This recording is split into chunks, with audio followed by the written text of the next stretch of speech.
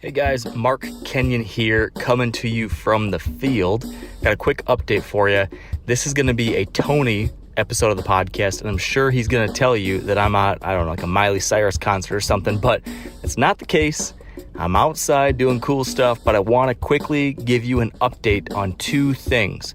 Number one, there is a sale that I think is worth noting coming up on September 13th. It's the 13th through the 15th, September 2022, if you're listening now, for a number of First Light items and a couple cool things on the Meat Eater store, including our Timber Ninja climbing sticks. These are the climbing sticks that I love, the number one stick that I use, been using it for the last 2 or 3 seasons. We've even got them now in the Spectre Camel pattern. If you buy 3 sticks from the Meat Eater store, you get the 4th one 50% off. And that's a pretty good amount of money because these honestly aren't cheap sticks, but they are top notch. So if you want to check that out, if you want to check out the saddle I'm using or any of my First Light gear picks for mid-season, I've got my whole kit listed out on my gear picks page. That is store.themeateater.com/mark. So store.themeateater.com/mark. You're going to see my gear recommendations for First Light stuff in October. You're going to see the Timber Ninja sticks I'm mentioning and a few other things too. So check all that out. That's update number 1. Update number 2, and thank you for bearing with me here. Update number 2 is that my brand new whitetail show, Deer Country, has launched. The first episode is live now on the Meat Eater YouTube channel. It's all about that urban deer hunt I went on in Washington, D.C. and everything I learned about urban deer hunting from Taylor Chamberlain. Hopefully you heard that podcast episode back in, November, December last year discussing this. Now you can finally watch it. So please head on over to the Meat Eater YouTube channel. Check out episode 1. I'm proud of the story we told, some of the tough lessons I learned along the way, and I hope you enjoy it as well. So that is it from me. Enjoy this episode with Tony. I'm out. Welcome to the Wired to Hunt podcast, home of the modern whitetail hunter. And now, your host, Mark Kenyon. Hey everybody, welcome to the Wired to Hunt podcast. I'm your guest host, Tony Peterson, and today I'm speaking to Mike Stroff, who owns Southern Outdoor Experience and is the host of Savage Outdoors TV.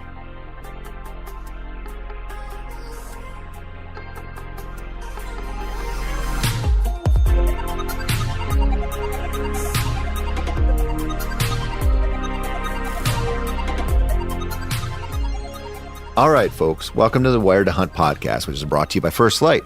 You have probably noticed that this is not the voice of Mark Kenyon. Mark and Spencer are off filming a project together, which you probably think is about hunting, but you're wrong. According to Mark's text, it's a historical thriller that is part time travel sci-fi and part kung fu movie. So I guess there's a lot of moving parts there, but I'm sure it'll be a riveting film when it's all said and done. Until then, I'll just keep this train moving down the tracks and keep this Rabbits with Antlers month alive and well. Now, last week, I kicked it off with Andy May, but this week I'm taking a sharp turn into new territory with Mike Stroff. Mike owns and operates several whitetail hunting outfits where he and his guides have to put a wide variety of clients on deer in Texas and Illinois and Iowa and South Dakota.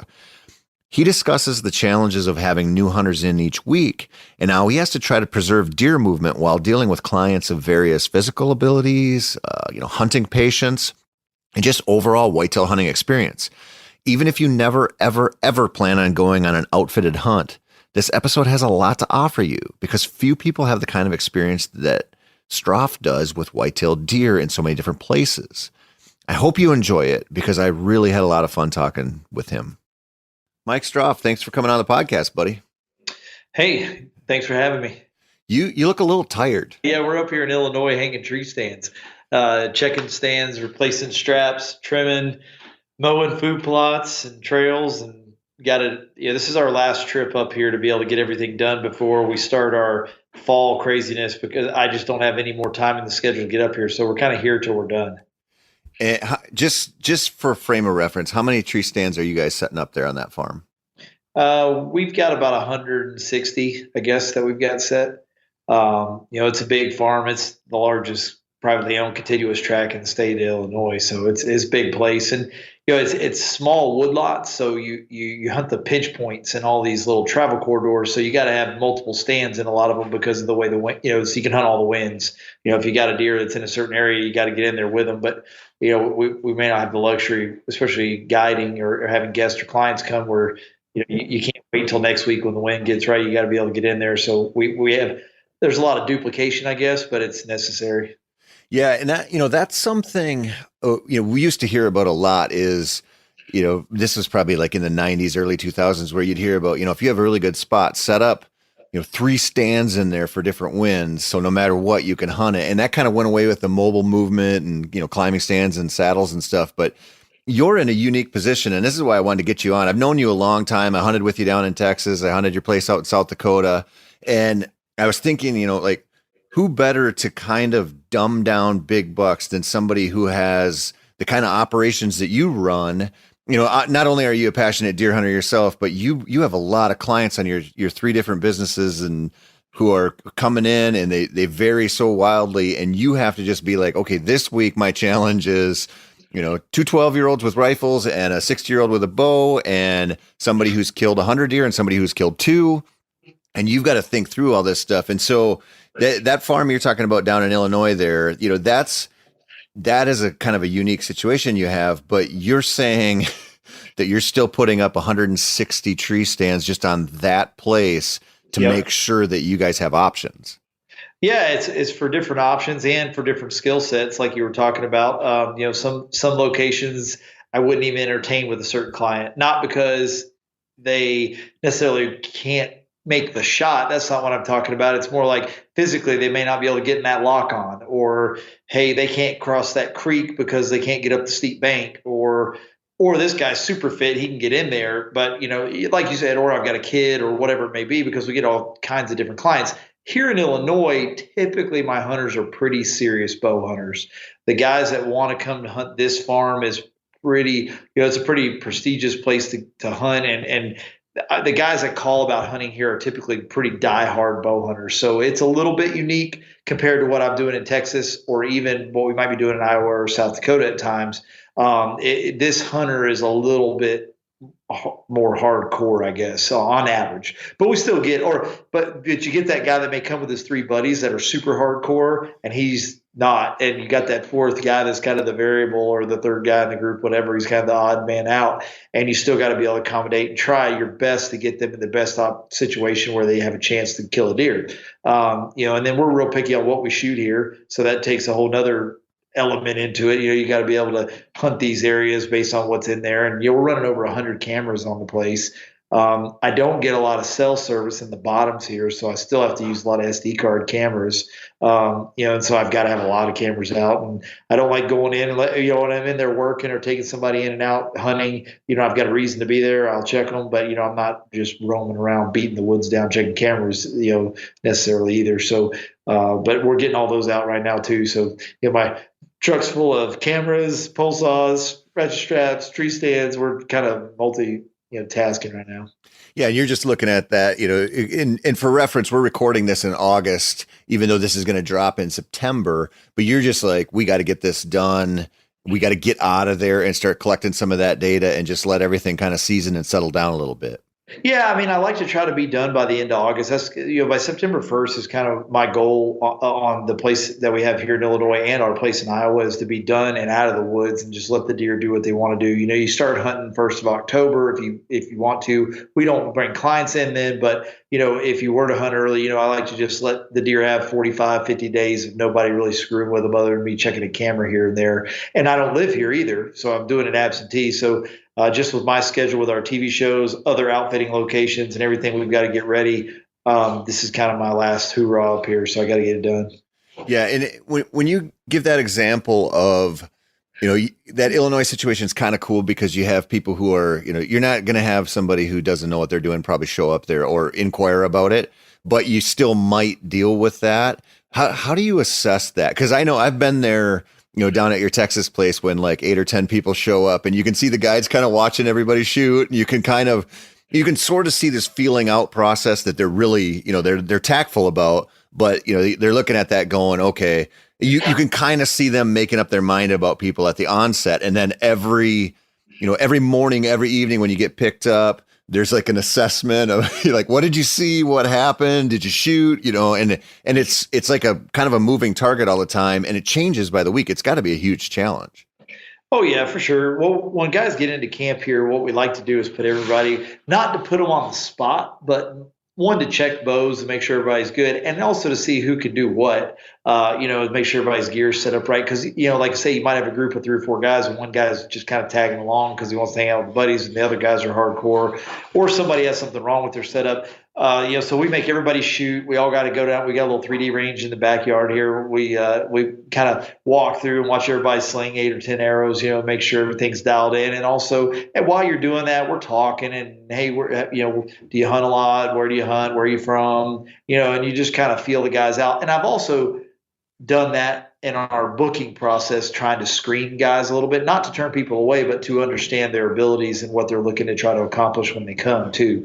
So I've done a lot of that on the front end. A lot of times I may be expecting someone, because they've been real honest, hey, I'm coming with my buddy, I'm not a big bow hunter, that kind of deal. And you can also, we've got tree stands set back here on the 3D range where we'll make them get up in the stand to shoot. So we got lifelines and everything all set up, just like it's the exact setup I'm going to put them in. It's either my ladders or my lock-ons, and they can get up there. Because a guy may come from South Carolina and he hunts in climbers all day long in a pine tree and never been in a lock-on with climbing sticks, because they don't do that necessarily a lot. And just to get them comfortable and also watch their comfort level and see what they can and can't do. And a guy I've had guys climb up when they're practicing and go, I don't like that. I'd prefer to be in a ladder, or, and at least I know now, instead of putting you in there at 5 o'clock in the morning in the dark and, at daylight, you're like, I don't like this. I want to get out and ruin a good spot. Cause I've had a lot of guys do that too. So we try to rule all that out on the front end and then, get them set up and, make our plan for the week after that. Well, how do you deal with that? Cause that's one thing I've always thought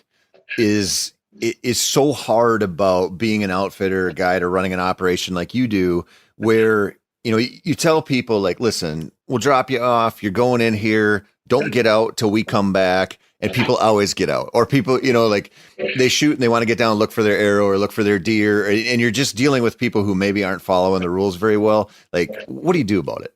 Well, what I try to do, and again, there's always exceptions to every rule, but what I try to do on the front end is we'll have a meeting or a brief on what our rules are, what our plans are, why we're going to hunt the way we're going to hunt, get a feel. Most of the time I try to bring all our guys in during the core time, basically Halloween to Thanksgiving. And so it's like, hey, the more time you spend at the lodge, the less time you have a chance you have a killing a deer. A lot of these guys, again, in Illinois especially, are really hardcore about it. That I get them to sit all day. So, it's like if I drop you in, I don't need you down logging around. I'm putting you where I would hunt if it was me hunting. And most guys will get that. Some won't, but try to sell that to them really and understand I'm not wasting your time because it's wasting my time. So, I'm putting you in the best location, I think, for if we're doing a morning sit or an evening sit or an all day sit to be successful. And so that's what they're asking me to do by booking a hunt with me. They got to trust me. And if they won't do that, I kind of get on them at the brief. It's like, if you can't do that, I don't want to take you into these core areas because you're going to mess them up. And we've spent all year dealing with this. I came in here in August and worked my tail off and got everything set and ready to go and left them alone for a month and a half so that no one's been in there. When I drop you in here, you're literally the first person to put their butt in that seat. There's not many places like that, and it's like, please don't mess it up. And most of the guys get it. And, again, that's part of the rule out thing. You listen to guys talk and, what their experience levels are. And if you get that guy that once you pick them up once or twice, kind of know, well, they might, we have lots of good areas that are field edge or close to road type setups where they're not going to walk through our best block of timber or something like that. If somebody's we always just say if they got ants in their pants or happy feet. That's what Randy always says. If they got happy feet, they need to be, we need to be careful where we put them. And you just got to, you're still trying to get them in the best location, but based on the way they hunt, we got to assess that and do it. Yeah. Do they, when people are coming in, you're paying good money for a hunt and, they have certain expectations. Do you think like your clients generally understand that concept of like, listen, you're here this week. This is the first time anybody's sat there or anybody's been in here in 60 days other than maybe a camera check. Like, we're trying to preserve these spots. Like, do people generally get that, or it probably varies like crazy? It varies. I mean, it definitely varies. These guys that are pretty serious bow hunters, they get it, but yeah, there's a small percentage that really don't grasp what I'm like, how, how we're doing, and I'm real strict about how we go in and out, so we're not blowing the woods all to crap. And here we have such small timber blocks. So if you blow them out, they may run across a field. It's a half mile, 3/4 of a mile to the next timber. He ain't coming back tonight. Like it's done, and so I try to really harp on that so they understand it. And there is a method to my madness. Why'd you make me walk across that wide open field for a half a mile when you could have just drove me up, on the backside of the timber, because that's where they bed and they're going to know we're in there. And, there's always a reason for it. And I try to explain that on the front end. And when we're booking the hunts, I explain to them, this is just a unique scenario. This isn't an outfitter that's running 200 guys a year on a place that should run 50. This is a place you could run 50 guys, but I'm running 25. It's where our big thing is low pressure. And it ups their odds for success. And if they can grasp that concept, they have a really good chance of killing a good deer. The other thing I really harp on, though, and this is something that you and I have talked about this before, probably years ago when you came down to Texas. Hunting has changed a lot, especially on the outfitting side, where guys are booking these trips and they're expecting a miracle sometimes that's not realistic. Hunting's hunting, and it's still hard no matter where you do it. It's just there's different places and different. I always say it's just different deer, or it's a different world of deer hunting in certain spots. But they got to understand it's still Midwest bow hunting, and at the end of the day, everybody is not going to kill a deer. And if you're the guy that has to kill a deer, Midwest bow hunting is probably not the thing for you, to be honest, because it's just the odds of success are not super high. I mean, if you look at Illinois or Iowa and look at outfitter average, kill rate's not super high. And that's not because anybody's necessarily doing anything wrong. It's just bow hunting in the Midwest. Yep. And then you factor on the pressure and all the other things that affect that. But, it's really telling them we sell a great experience. And that's what I try to really get across in Texas, here, Iowa, wherever we're doing it. We're selling an experience. We're not at Burger King. I'm ordering a 10-pointer and I want him to score 155, but today's world has changed a lot. And there's a lot of guys, and I try to screen that on the best I can when we're booking and going through the process of talking to the guys. And I want to set realistic expectations. I mean, we shoot giant bucks on this farm every year, but everybody won't kill that top shelf deer. It's not realistic. I mean, like, your good friend Jace, when he came out here a couple of years ago, Jace killed a really respectable buck. It wasn't the biggest buck on the Grigsby. He was super fired up, but that's an average deer. And then you've got those top shelf deer. And that's why you come to a place like that, because you want to have a chance at them. But that's really what it is a chance, not a guarantee. Well, and that's, I haven't done a ton of outfitted hunts, but that has always sort of been the message, is like, we're going to give you an opportunity, or we're going to work real hard to get you an opportunity at a good deer. Then it's up to you. And that's, I can't remember which hunt it was that we did down in Texas with you, but it was the year that I hit that buck the first morning and then ended up shooting him 2 days later. Yeah. And so, and that stand that you guys had me in there was like, it was awesome. Like I was covered in really great deer for that area. I shot that buck, made a bad shot, and then got lucky on him 2 days later. But I remember one of the other guys going in there after I had killed that buck and talking to him. And I didn't know him really well, and I'm not going to say his name, but he was like, man, you can't really kill a deer. You don't have that good of shooting lanes out of there, and you can't move on that stand very well. And I remember thinking, like, dude, I was freaking covered in bucks, and I didn't eat, like, his complaints didn't even register to me. And so in my head, I was thinking, this guy kind of sucks, but really he just didn't have the experience. That's right. And he was wanting was those wide open, like crazy big shooting lanes where I basically cut the whole dang tree down, where you're looking at it like, man, I got great cover. I can draw my bow here. I can draw my bow here. These are my two spots. I'm going to shoot them when they come by. Again, it's experience is all, that stand, you could sit there and do the two-step up there and they wouldn't see you the way it was set. But if I gave him the pole saw and let him trim it out, you'd probably never see a deer there again. It's just different, again, different world of whitetail. Yeah. And that's why I wanted to have you on, because a lot of this stuff, I mean, people are probably going to be listening to this going, well, I'm never going on a guided hunt, or, this isn't like, that's not my interest, but it's the damage we do to ourselves. So your job is a weird one in the whitetail world, because you have to try to minimize the damage a bunch of people are going to do to your best spots. So you got to think everything through: the setups, the entrance, the exit, the pressure, the wind, who's going in, who's coming out, what kind of person is hunting there.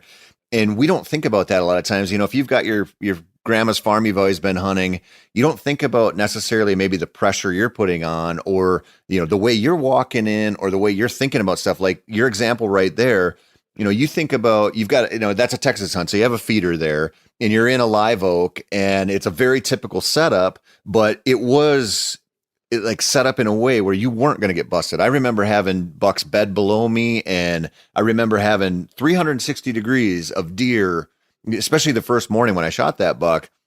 And to me, I'm like, this is perfect because I'm not going to get busted here. And so, yeah, like when I had that buck come in 2 days after I shot him, and I knew it was him, and I was the first one dropped off, so I could look at my binoculars in the moonlight. I'm like, there's that deer, because he had a couple broken tines.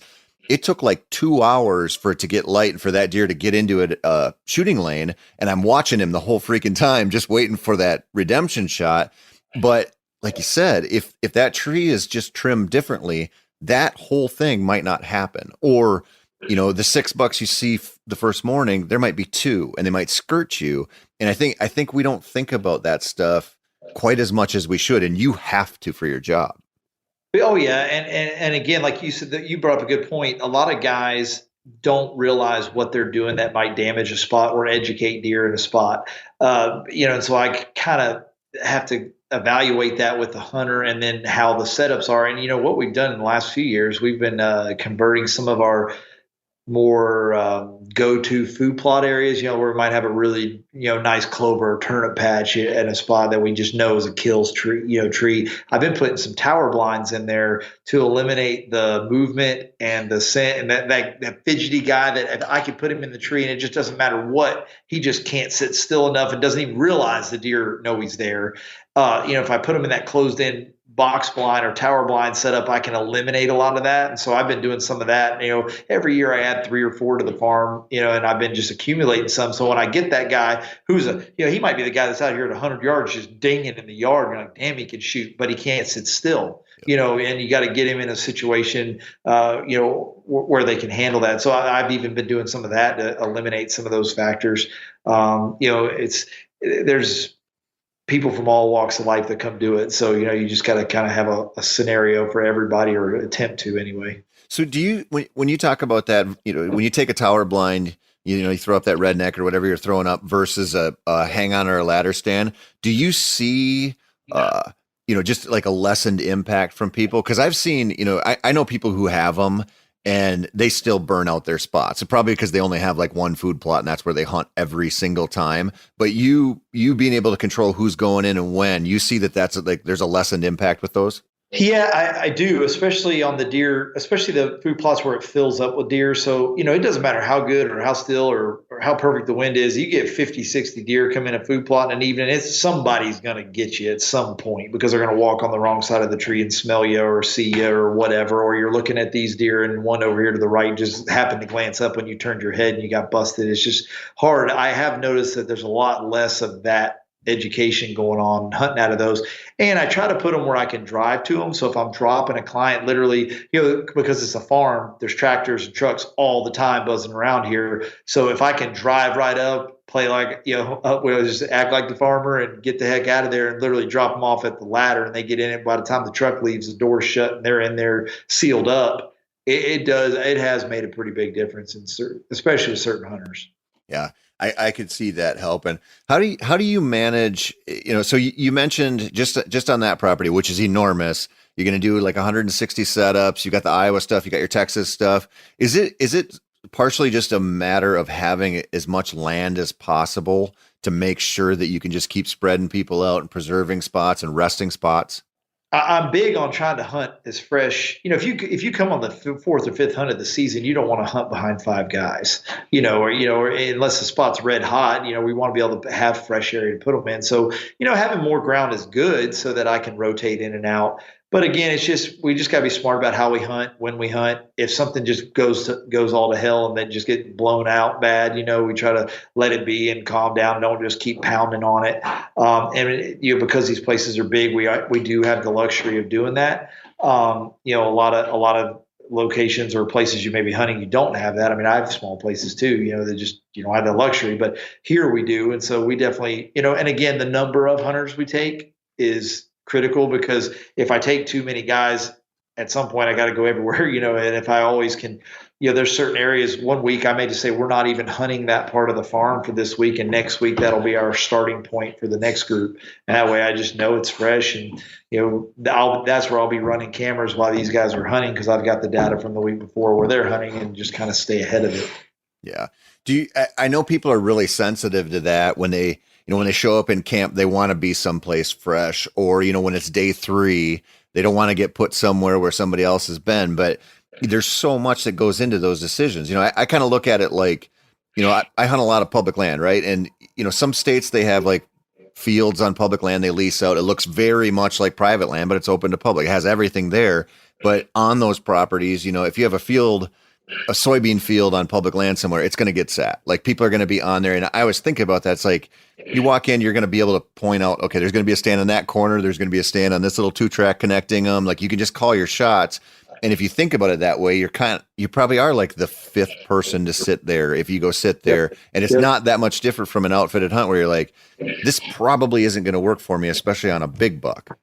Yeah. Oh, it could even be a little tougher on the public land, because you really don't know who's been in there. And out serious, it could be a weekend warrior that 4 or 5 of those guys only hunt one weekend a year, and they went in there and plowed around and did their thing and left. So it just depends on the type of guys. You don't ever know who you're following, and that's no different with the outfitted hunt. But in Illinois, my guys are typically a little more serious, and I really. It might even be annoying to some of the guides and the hunters. I micromanage the hell out of it, but it's because I really want to have control of how that's all going down. And then I like to think our little formula works, where we take 25 to, last year we took 27 guys and killed 21 bucks. It's pretty strong. Yeah. And especially when you're talking about Midwest bow hunting. That's about as good as it's going to get. Anybody that tells you they're running 100%, they're lying to you. Or they took one guy. Not unless they have a real big fence surrounding their property. Right. Yeah. And even still, you probably can't pull that off. Yeah, that's true.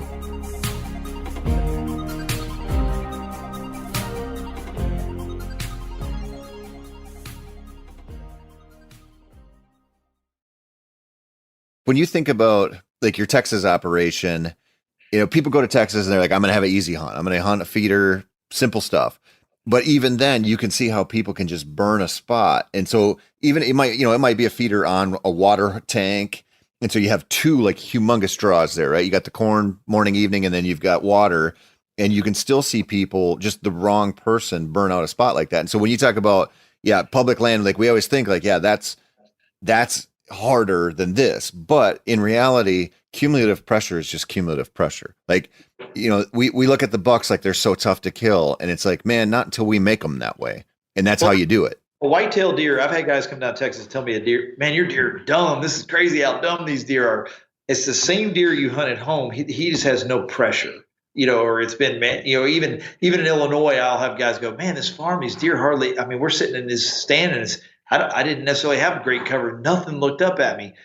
They don't get arrows don't get slung at them every 5 minutes. It's just not that deer has not been overeducated its entire life on how to stay alive. It's a survival instinct. Those deer just see that so much more often, and it's like my deer, the Grigsby, our biggest worry, that buck's biggest worry is probably a coyote grabbing him and eating him. Especially from birth to 3 or 4 years old. Well, it's no different on the public land. Their biggest fear is issue is hunters. And they're looking at it. It's a different way of survival. Is all. They're not any smarter. They just got educated. Yep.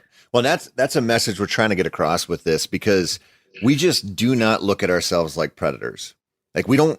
I live in Minnesota, right? We have the highest population of wolves in the lower 48. Only Alaska has us beat. And when you listen to people who hunt like the upper third of the state, it's just constant complaining about wolves. And I get it. Like, when wolves swing through, it sucks. But we look at them like or mountain lions too. Like, they're just these voracious killers. They kill a deer a week and they're so good at it. And they hunt, like you get them wintered up, they're just toast or whatever. But we never look at ourselves and go, like for the average rifle hunter in Minnesota, it's like, okay, if a deer walks in some kind of opening within like 250 yards of you, you can kill it. Like that's a huge advantage, right? Like you have binoculars, you have all kinds of stuff at your advantage, trail cameras out there scouting for you.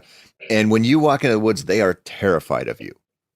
Like bar none, like no question about it. And we don't think about it that way. So we just go like, oh, I walk in, I check my camera, no big deal, right? Like I walk in and I sit this stand, no big deal. Like you don't think of yourselves the same way you would think of a couple of wolves strolling through there, but it's probably the same effect on those deer. Oh yeah, for sure. Yeah, I mean, again, you are the alpha predator, and if you're in a place, I'm not in Minnesota, but if you're in a place where those predators don't exist, you are the wolf. I mean, in a sense, I mean, we sure are chasing them or bumping them a heck of a lot more than wolves or coyotes would be. For sure. Yeah, and I think it's a really good thought exercise to just consider yourself that way and go, like, I don't care what you think about yourself. The deer don't like you at all.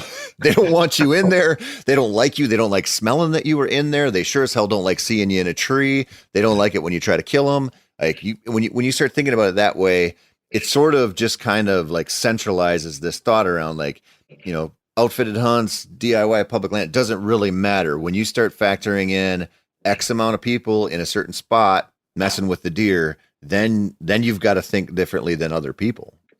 Oh, absolutely. Yeah. And you got to find those spots. It's like those off the wall places or those pinch points that no one's really going to because they always go straight to the water or straight to the food or the obvious place that deer should be. But like you say, it gets burned up and these deer, you may have to get tight on them where they're bedding because that buck just has got so dang nocturnal other than him getting up and stretching or bumping a doe in the bedding area or something. You don't have a lot of chance at them.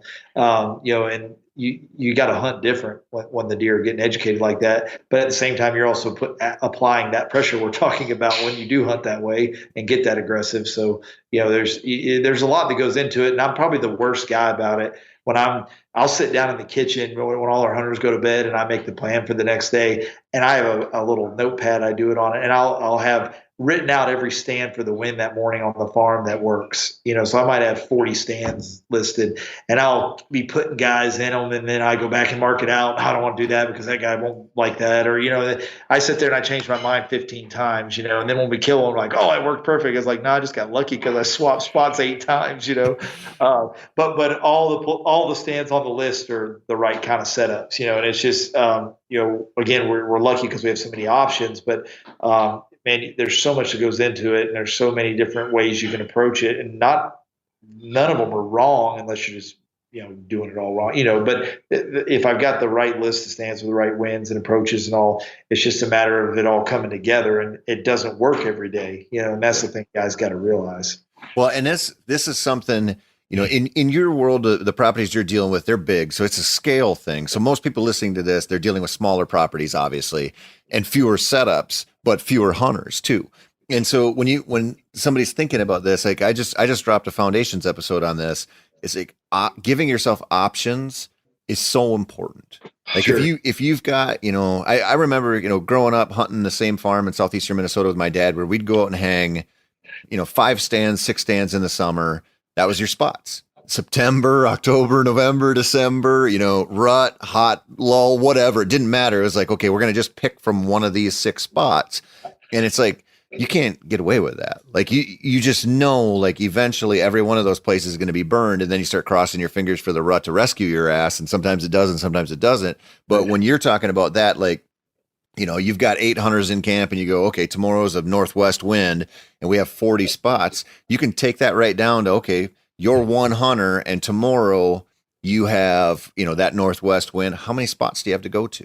Is it 1 or 2, or did you give yourself 4, 5, 6 options? Or do you have a saddle where you can go and pick out a specific tree, or do you have that climber? Or do you have something that can just expand those options? Because even just like doubling your options creates such a better opportunity to preserve real deer movement out there. Oh yeah. Yeah, for sure. I mean, the public land stuff that you're talking about, or guys that are hunting smaller farms, it's just smaller tracts of land. The other factor is you just don't know what the other guy's doing. You don't know what your neighbor's doing or how your neighbor goes in and out. And you could be doing everything perfect. It's like, dang, it just doesn't ever work. And I'm getting pictures of these deer. I know they're in here, and it may not have a damn thing to do with what you're doing wrong. Yep. It's what the guys next to you are doing wrong. And so that's the factor that you just can't control.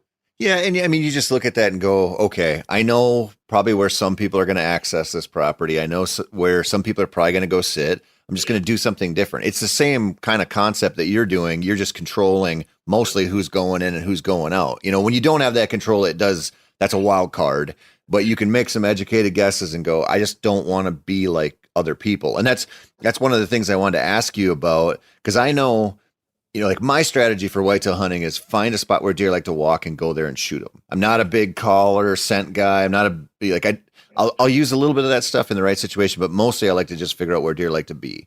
And I know you guys are looking at this going, we got to put people right where deer want to go. You're not like, I'm going to put the best rattler in this spot and he's going to rattle one in. You know, I mean, you might have something like that, but you probably look at that almost like it's a negative with everybody and go, don't draw attention to yourself. Just let us put you there. Yeah, I'm putting you in the best place that I think you have a great opportunity to kill today based on the current scenario. And yeah, I'm big on the least amount of footprint you can leave and put out there while you're sitting, the better. You know, if you keep drawing attention to everything you do by overcalling or, you know, addressing every deer with a call that shows up in the food plot. I mean, you can't do that because that will straight up burn up a spot really quick. So, and if you're hunting smaller properties or public land, I would even be more strict about that. I'd be very careful because everybody else is doing that wrong. You know, and so you got to remember that. And like you said, I agree with you 100%. Get where deer want to walk, get where deer want to feed, get where deer are going to go, get between point A and point B in the travel corridor and put your hours in and it will happen. You know, you just got to do that. How do you guys address that when, you know, like if you think about some of your Texas stuff, super high deer density, and like that's kind of where people think like, man, I'm going to go put my back to a mesquite tree and I'm going to rattle and bucks are going to run in from everywhere. And you have pretty high visibility during certain times of the year down there just because of the nature of the terrain. How do you deal with that with people who show up and they're like, man, I'm going to clang these antlers together every 20 minutes all day long? Well, I try to, the reason it works so good down there is because in a lot of cases, the buck to doe ratio is tight. And so they got to fight to breed. So when they hear a fight, they'll come. And so that's different than what you're going to experience in Illinois, Minnesota, Iowa, you know, wherever you're hunting, where you got higher doe densities, because, you know, he doesn't have to get in a fight every 5 minutes to get a doe. Down there, they do. And so it's a little bit different, but it's still a very small window of time that it'll work. And so if they're hunting in those times that are not in that window, I'm like, please don't. Like all you're doing is educating. All you're doing is screwing it up. And if they do come in, they're going to be so dang cautious. They're going to bust you before you ever have a chance at them anyway. So it's not the right time. If you're in that 10, 12-day window when it is working really well, you know, we will try to make sure we're one-on-one guiding those guys and kind of control the situation a little bit, especially if they don't have a lot of experience doing it. Because a lot of times when we set up, guys will go, I'll tell them, hey, I want you facing downwind, because that's our vulnerable side. And a big mature buck, a lot of bucks won't go downwind, but the mature buck will, because he wants to scent check it before he sees it. And he wants to make sure everything's legit before he comes in. And that's where he's going to get us. And so if he did show up there, I need you ready for that. If he shows up when he's upwind from us and we're good, we have time to turn and adjust and set up and probably kill him. So a lot of guys will look at me like, what do you want me facing downwind? They're not going to come from there, or we're not going to get a chance. I'm like, nah, that's probably where you're going to shoot him. And you're going to have 3 seconds because he's going to get us when he gets downwind. So I want you ready for that, and we'll deal with this if it happens. But most of the time, those big bucks will circle you and end up. And again, you got to be in that window of time, and it's not very big where it's going to work. And if it's outside that, leave them alone. We always joke, we reach over and grab the horns and go, leave those in the truck. You know, it's just because all you're doing is screwing it up. Yeah. Well, and that point right there about the mature buck circling downwind, that's something, you know, when I first hunted your place down in Texas, and I was covered in deer. I was that guy. I was like, these are the dumbest deer. I can't believe this. This is amazing. You know, like I could hit them with rocks. And then you spend a little more time and you're like, oh, okay. Now when you see the one step out that has like the deep chest and like, you're like, that deer's different. That deer's older. Those are the ones that are swinging downwind, and they're doing things just a little bit differently than a lot of the other deer. And I think we look at that and we go, you know, when I sit this stand, deer come through here, but big bucks never come through here. They're too smart or they're too nocturnal or something. And it's like, man, they're probably just a little bit more cautious, and you probably never saw him, you know, circle 75 yards downwind, pick you up, or when you were doing that rattling session, you might have got him to come in and check you out to some level. And he goes, he hit your entrance route or something, and it's over. And then that spot might be over for him. Well, and the one thing that guys don't realize, when you're rattling or grunting or snort wheeze, whatever you're throwing at them, a whitetail knows exactly where that comes from, like 100%. They will key in to the tree, to the spot. And so I always tell guys, it's like calling ducks or turkeys or anything else. When you got him coming, you better shut up, because he will find you. I mean, remember, he's looking for a deer that's making this noise, and as he gets closer, he's going to get more and more cautious because he can't see what he hears. And he's like, I'm close enough. I should be able to see it. Where is it? And a lot of times that's when they leave. Or like you say, you just didn't pick him up. He's standing there in the open timber. You're up in the canopy, and he's looking through there like, I don't see what I hear, and I ain't going over there, especially if they've been educated or there's pressure on them. And, you got to, if you see them and they're coming, I mean, I'm big on shut up and let them get curious, because the curiosity will kill them.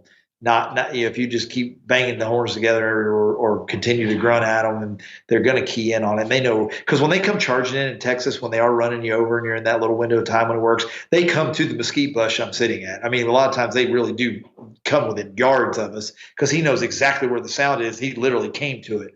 Well, that shows you, I mean, if I would have stopped, if I knew he was coming, a lot of times you can't see him coming in that brush. If I knew he was coming, I stopped, he may have approached me differently, and I might have had multiple opportunities to kill him because he got curious, and I'm sitting there beating the horns together and just keeping them coming. So just keep that in mind. You guys really need to think that through when they're calling. You don't overdo it, because they will find you.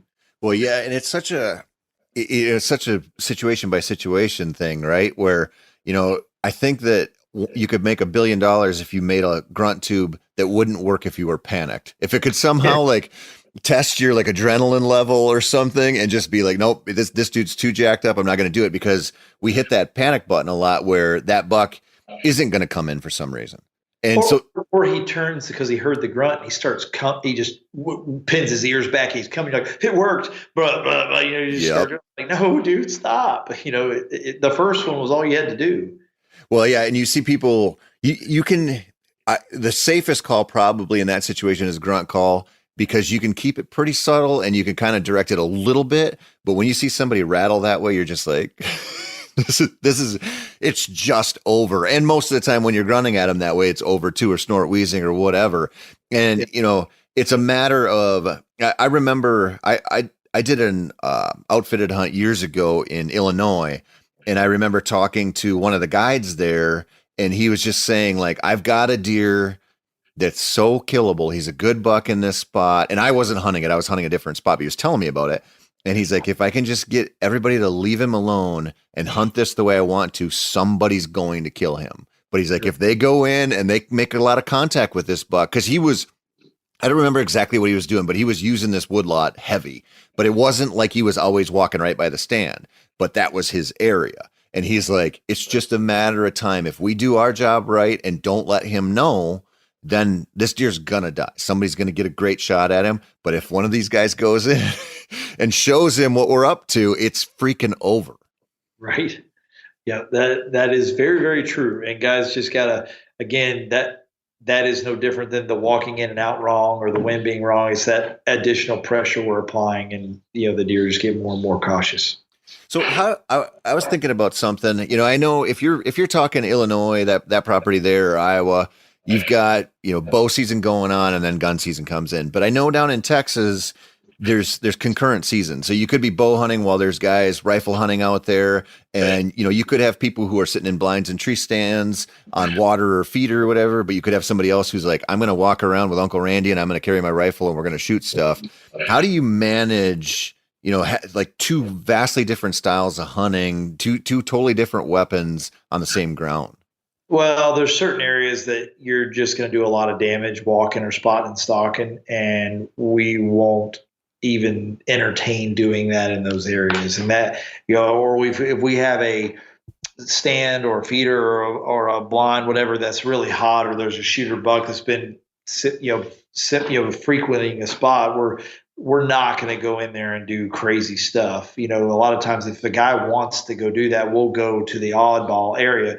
Those properties have deer in all they're all over those ranches, but we're going to go somewhere. A lot of times, be honest, I mean, a lot of times that's when I'm scouting. I'll go, let's go walk this northwest corner of the property because I've never walked through that block, and if you want to go spotting and stalking, by God, let's go in there and see what's in there. And it's a good lesson for me too. Like I'm always learning every time I'm in the field, and if I've walked through the same block 100 times, I don't necessarily want to go walk it again. I like to learn and see new stuff too, so I'll take advantage of that and go after it. Again, we're spoiled down there a little bit because the densities are so high. But I'm definitely not going to go pounding the pavement, in areas that I know if we just hunt that stand right, we'll kill a deer. We're just not going to do that. And I'll tell the guy, if you go sit in that stand, you can kill a deer. Or if you want to go spot and stalk, we're going to go over here. Not really sure what we might see, but you never know. Let's go try it if you want. And some guys are like, let's go. And other guys go, you really think I should get in that stand? And I'm like, 150%. That's what it's there for. I haven't had anybody in there. And here's the pictures. Like, I can't do any more other than tell you need to be sitting there. Guys, some listen, some don't. It just depends on what you got. Well, maybe this is a bad question to ask, but what percentage of the time when a client is talking to you, do you just assume they're lying? Because I know when you get people in, they'll talk about the encounters they had or the misses they had or something, and it's never their fault. And I don't want to say we have any. I would hope nobody's just point blank lying, but what they do is they get excited and they exaggerate the hell out of whatever they might have saw 6 or 7 does and it was 25 deer, and or they saw a 130-inch 8-point and there's a 160 running around in there, and they're excited, or they may not have the experience or knowledge to really know what they were looking at. And for like I grew up in Eastern North Carolina. If we saw 130, I didn't see very many 130-inch deer there. Like if you really actually saw a 130-inch buck when I was a kid, you would have done everything in your power to kill that deer. I mean, because it was the biggest damn thing in the county. And you'd rode around with it in the back of your truck with the tailgate down for a month so everybody could see the antlers. It was just, and so a lot of that happens where guys come in and I'm like, yeah, you didn't see that. I mean, I can't because of, and I'm guilty because I'm in that business, but like a lot of on TV or articles they might read or, guys on YouTube, whatever they're watching, that 200-inch term gets thrown around or that 170 term gets thrown around. And a lot of guys have no idea how big a 170-inch deer is. And I have a lot of guys come in and tell me, especially in Illinois, man, I saw 2 170s in there today. I'm like, yeah, probably not. Like 2 together, like they're just hanging out together, in the middle of the rut. No, I doubt it. But not that it can't happen, but it's probably not the case. They just got excited or they don't know what they're looking at.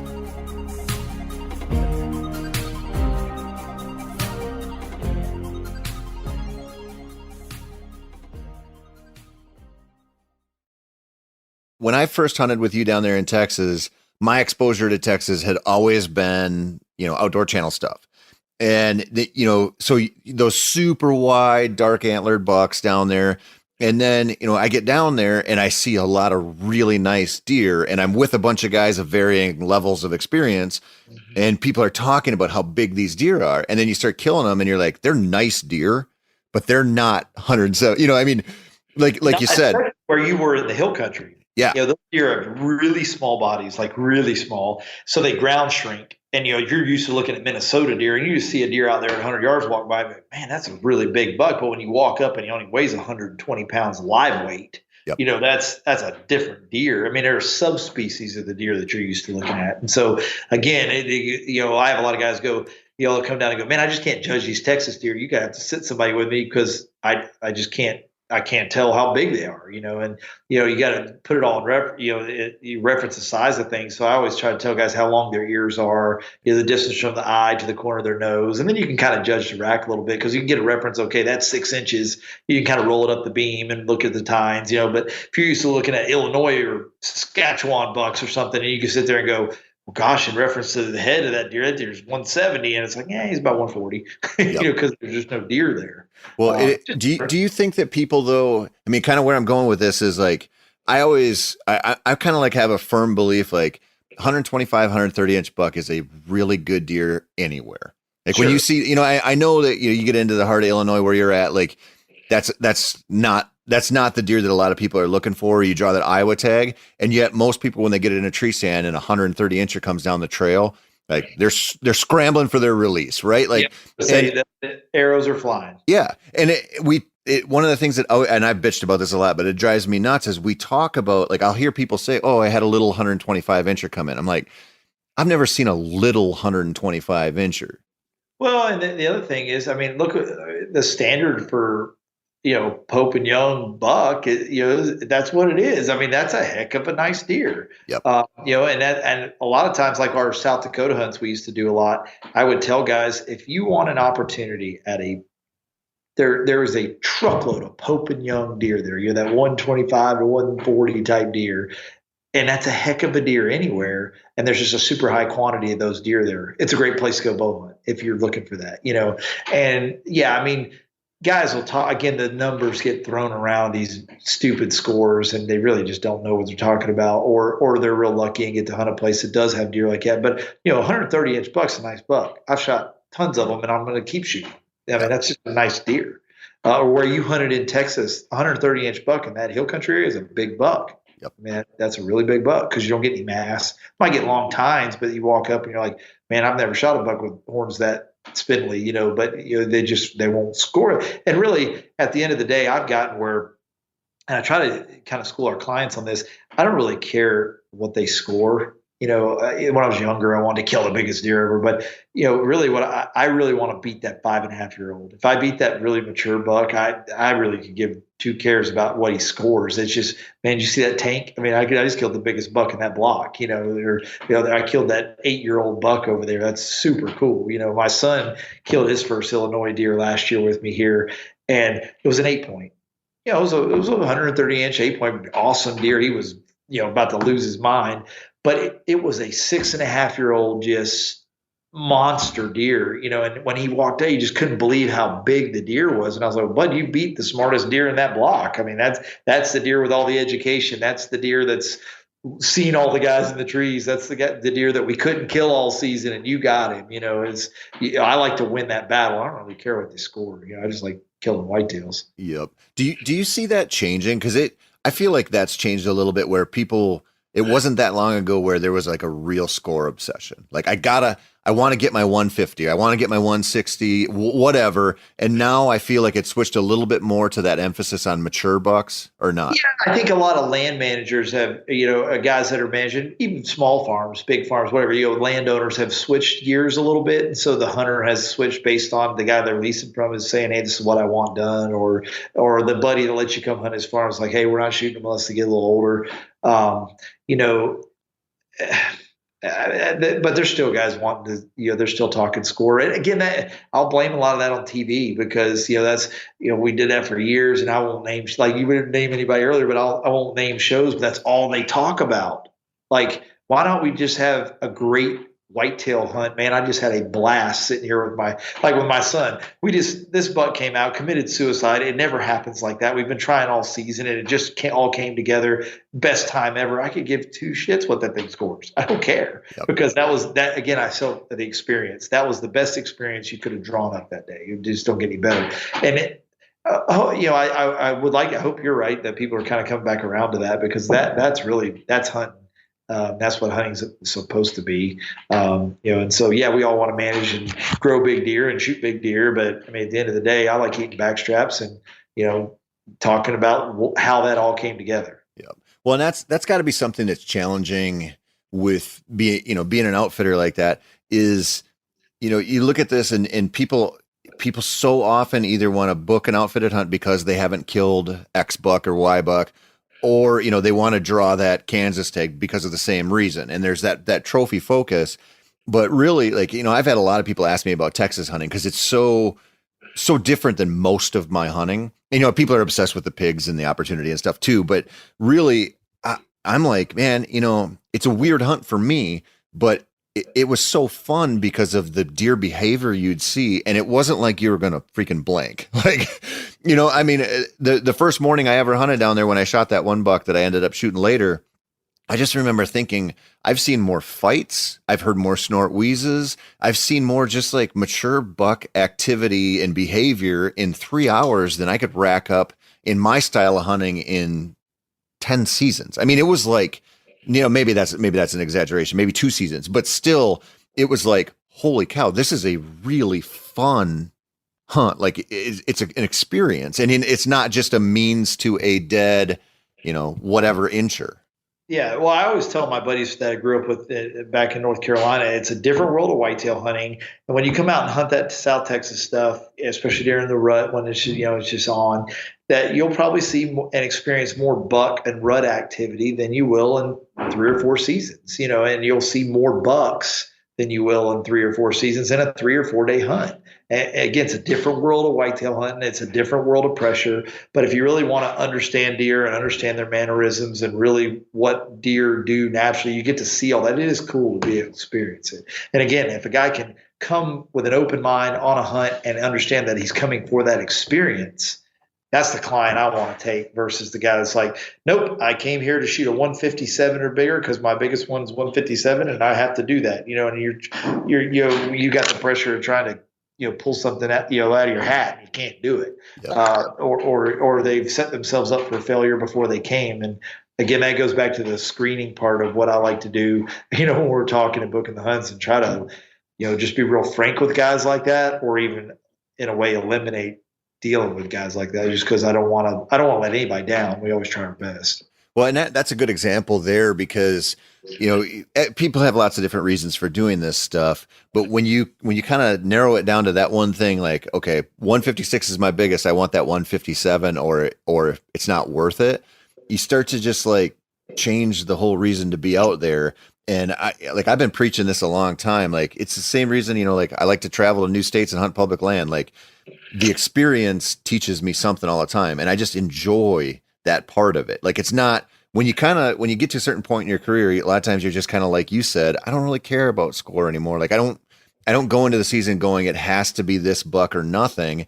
And I find myself enjoying it a hell of a lot more because I've done that in the past. And I'm always curious about that with like outfitted hunts, because people, when you get that money involved and then you get some ego of being in camp and, one guy kills a great big one on the first night and then everybody else hasn't killed one yet, like the dynamics get really weird. But the people who go into it and they're like, I don't care, I just want to see some deer and have my chance, they tend to do pretty well. Yeah. Oh yeah. Yeah. And I mean, like, I get to hunt this property. Again, I'm really lucky to be able to do that. I get to hunt this property every year. I shoot 2 bucks here every year, one with the bow, one with the shotgun. And last year I shot 2 8-points. I did. They were both big, mature bucks. And again, they were perfect hunts. I rattled the one in I killed with the bow.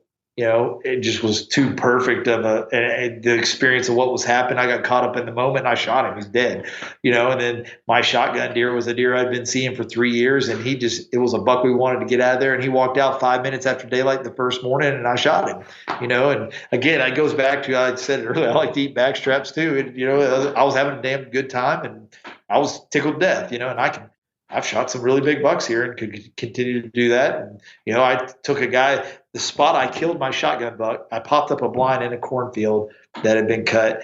And I'd been watching deer across this pinch point in the field. And I shot my buck that morning. I took a client there that afternoon that has hunted with me for years. He shot a 187.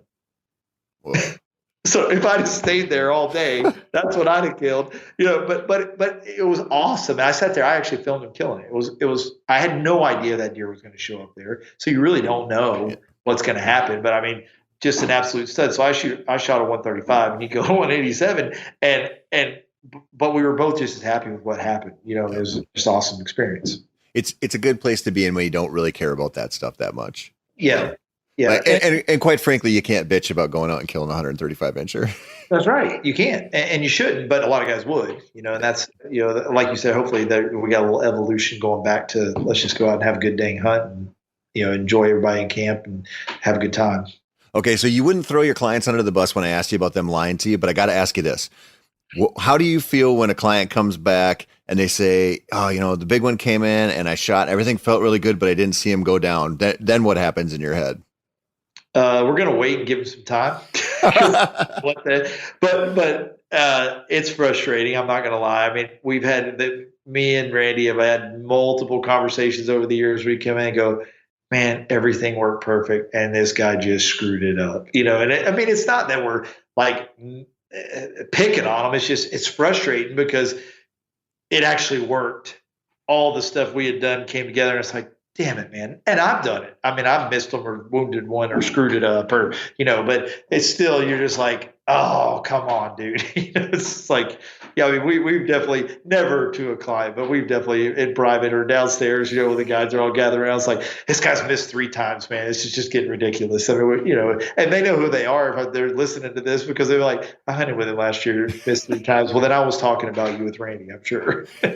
Well, I mean, it's one of those things, and this happens with everybody does this, and it happens with your buddies where you just have a unique perspective on seeing so many more people come back and say, I took this shot. Here's what I think happened, or different. Here's what I believe happened. Well, most of the time they don't know what happened. If they're super excited, more than 50% of the time, you can almost throw out what they told you. Just throw it away because, and what I mean by that is, okay, where exactly was he standing? Especially a gun hunter. If it was 150 yards out there, sometimes it takes me longer to find where the deer was because they really don't know. They didn't reference anything. They got excited. They watched the deer run off, and they can barely tell you what direction it ran. Or they shot it and they think they smoked it and it's shot in the hips, or it's gut shot, or man, the angle was perfect. I hit him last rib, but really it was broadside and it went straight through the middle, because I mean, I've had it happen to me, but a lot of times we get, especially when they're excited, you get a story that's just not, when you find it, it's not what you thought, or, it's like, and they go, I know he didn't go that way. And when you start looking for blood, it's like, well, the blood trail goes that way, and that happens a lot. Yeah. Well, and I mean, that's what comes from a lot of experience with this stuff is you learn to not trust yourself as much as you think you should in those moments. Cause you start filling in the blanks and everybody gets real jacked up and everybody thinks things happened that didn't. And, that colors your blood trailing, that colors your recovery time. It colors everything. And when you just get a unique look at it when you're on an outfitted hunt or you're running an outfit like you are, where you get just more exposure to that. And I remember we hunted down there one time with you, and there was a guy there, another writer, who shot a buck, and he came back to camp. I hit it right behind the shoulder, but it ran off and it bedded down with its head up, and then it got up and then it moved a little bit and it bedded down again. And I remember talking to him, and he was like, I know that shot was perfect, and I'm like, well, nope, it wasn't. And he got really pissed at me, and I was like, well, the angle was clearly off. If you hit him where you think you did, that's just not how it's going to shake out, Well, if you pop 2 lungs, they don't sit with their head up. It just doesn't happen. No. And, when they got that buck, he came back to camp, and the first thing he did is he walked up to me and said, I hit that buck right behind the shoulder. So, okay, where's the exit? And the exit was all the way through his ass because the deer was almost facing him. And so, in his head, I mean, there was some ego tied up in there, whatever, but in his head, he's like, I hit that buck right where I should. And I see a lot of new hunters kind of do that, where it's like, I just got to get it behind the shoulder, and they don't factor in, what. Always think about, draw the line through them. Where's it coming out? You've got to draw that line of how it's going to happen. A lot of guys do that. I have a ton of guys hit them where, again, everything looks perfect, the knock's in the right spot, and it's like, man, that deer was facing away from you way too hard, or he was facing to you too much, or there's a million things happen, or you're shooting a big expandable broadhead and it hit the ribs and kicked, and the knock looked good, but the hit's really way up here. You just, and again, you're excited, so you see things that you think are there and are not. We've all done it. Yeah. Well, yeah, and in those situations, it's just like, the more experience you have, the more you realize, like, I might have gotten this wrong, and I'm going to be careful. Yeah. And it does that, but it also does when you see people who are, who are giving big bucks a lot of credit. One of the worst things that can happen to them is a botched encounter like that, where they lose one, because then you start thinking these things are, I'm never going to get one, or I'm never going to kill this caliber of buck or whatever. So the next time one walks down the trail, you think you lost your shit before. And when you gut shot when you didn't find it or whatever, now when you get another chance, you're like mentally, you're going to be that much worse off. And that's like a snowball effect. And it's really rough to overcome that sometimes. Oh yeah, for sure. Yeah. I mean, a lot of bow hunt is right here. You just got to be able to, have the head game to keep it together and make execute the shot and not think about past or things that have happened. It's tough, and a lot of that's experience too. If guys haven't been out there a lot and haven't slung a lot. I know when I was a kid, first started bow hunting, I slung a lot of arrows before a deer died. It was bad, but it was my nerves. I couldn't control it. When I finally learned how to control it and I got one, I was like, oh, I can do this. And I've just had, as I've matured as a hunter, I've got where I can control that a lot better. I still get excited, but it's after more than it is before. I almost try to get mad at them, like I got really zero in on it, or I'll lose my crap and screw it up, punch a trigger like anybody else will. Well, that's one of the things. I mean, we always, we do these podcasts, we write these articles, whatever, and we always talk about these strategies and hunting styles. And here's how you do it. Or, like we were talking about earlier, you just preserve that movement, really be a good ninja out there in the woods and don't let them know they're on you, or, you're on them. And then all of a sudden you'll get your shot. But it's like, you can't learn that part through osmosis. Like, I can't tell you how to be a killer when that deer's 20 yards away. Like, you got to get through that bullshit you're talking about where you miss a bunch of them or you make bad shots. And almost everybody goes through that. And you might be talking 5 years, you might be talking 10 seasons. Depending on how much experience you get, it might be like a significant portion. You get. I mean, exactly. You may be hunting public land or a small farm that you only get 1 or 2 cracks a year. And if you're screwing up those, it may take you 4 or 5 seasons before you can put it together. Yep. And you go from, that place where you're like excited to see them come, but you're scared because you don't want to screw it up, to now you're like, you better not walk through here because you're going to die. And when you kind of flip that switch, it's like a wonderful thing, and it still goes wrong. But when you start to believe like that 140, 150 come down the trail, like, now you're in trouble now, not I'm in trouble because he's coming. That's like such a beautiful place to be. And it's like, there's no way to get there other than just lots of encounters. That's it. Exactly. Yeah. So I got a couple questions left for you before we wrap this up. Just out of like personal curiosity. So you brought up your son, and I know your son's a hunting fool, which doesn't surprise me at all, knowing you and your dad. But I always tell people who go to Texas, because you know how it is. Like, everybody's like, hey, I want a pig hunt. I want a deer. I want to shoot these mesquite deer, whatever. But when you get to Texas, there's like raccoons and there's armadillos and there's all kinds of stuff running around, and people kind of turn into like that 8-year-old boy with his first BB gun. It's like, I want to shoot the shit out of everything. How do you deal with that? Because I know in some ways you kind of just got to let people go a little bit, but in some ways you're like, I don't want you sitting on that feeder shooting raccoons when I know. Well, we definitely when a guy gets in that mode, we will, and that predator control stuff is all good. I mean, those are all nest robbers on the turkeys and stuff, and they cost us a lot of money on the feed and everything else. So, killing those critters, when their numbers are crazy, I don't have an issue with that, but we definitely kind of pick and choose the spots. We're not going to take you where you're hunting your buck or the buck I think you have a chance to kill. Like, here's your arrow. Don't take that quiver of 20 because I don't want you shooting all that stuff. So I get in our brief or whatever guides take about, I'd be like, hey, get that guy under control because, he doesn't need to shoot his 2 javelinas and 5 hogs before the deer come out. That's a problem.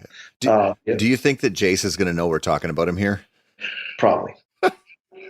He's a trigger happy fella. Hey, Jace always comes. Well, I was testing this new broadhead, or I was testing this. I'm like, yeah, whatever, dude. I'm like, yeah, bro, we have the same job. I know what you're doing here. Yeah. All right, last one, buddy. What are the most common mistakes you see clients make that just cost them deer? Impatient, forcing something that shouldn't happen. So, not waiting on the shot that they should take. I see a lot of guys force it in the heat of the moment. I got to get him right now because there he is, and I got to shoot. And damn it, if I'd have just let him clear that tree, I wouldn't have stuck that tree, or I wouldn't have hit that limb, or if I'd have just took a deep breath, he would have dropped his head. He was alert, and then he relaxed. He would have relaxed, and you just try to see it coming together and see how it's going to happen, and just picking the place to make your shot and then sticking to that, and being patient to execute a good shot. And a lot of guys just rush it. Yeah, just impatience in general. I mean, I know that you see that a lot down there, like, water hole hunt or something. When somebody's coming in through the brush, it's like, just let him get to the water, man. It's like a bear going to a bear bait. Once he starts eating, he drops his guard and you probably got him. Like, you can do whatever you want. As he approaches the bait, he's real cautious. He's looking around. He's checking everything. Same thing coming to the water. They're nervous. They're almost stealing food or water from whoever owns that feeder or whatever. They're just checking everything else out, or they've had their butt kicked there by a bigger buck or an older buck, got a hold of them, or once they drop if you'll just be patient, they'll give you the shot that you're looking for. That's the thing about like feeder hunting in Texas. When there's corn spread all over the place, it's not like they're standing there eating in the clover patch. They're literally hunting and pecking and finding all this. You're going to get 50 different angles at that deer for the perfect shot if you'll just wait a second. Instead of shooting and facing your hard quarter, when you don't need to do that. He will present the angle. Just take a deep breath. Look up at the sky for a second, do what you got to do, and then let him do it. You get in the right place and shoot. But it's hard for a lot of guys, and again, that's just experience. Yeah, patience and just letting a moment breathe and waiting for the right time is hard to learn. Oh yeah, yep, it is. It's just hard to learn. Mike, this has been so much fun, man. If somebody wants to book a hunt with you, where do they look? They just go to our website, soehunts.net. Or they can go to the savageoutdoors.tv website, either one. And that's literally my cell phone on there because I do all the booking. I talk to every client, and the email comes to me. So they're not talking to my office manager or any of that. It's me. So awesome. I appreciate it so much. Thanks, man. Hey, thank you. Appreciate you having me. That's it for this week, folks. Be sure to tune in next week for more whitetail goodness. This has been the Wired to Hunt podcast, and I'm your guest host, Tony Peterson. As always, thank you so much for listening. And if you're looking for more whitetail content, be sure to check out themeateater.com/wired. Again, that's themeateater.com/wired to see a pile of new articles each week by Mark, myself, and a whole slew of whitetail addicts. Or head on over to the Wired to Hunt YouTube channel to view our weekly content that we put up.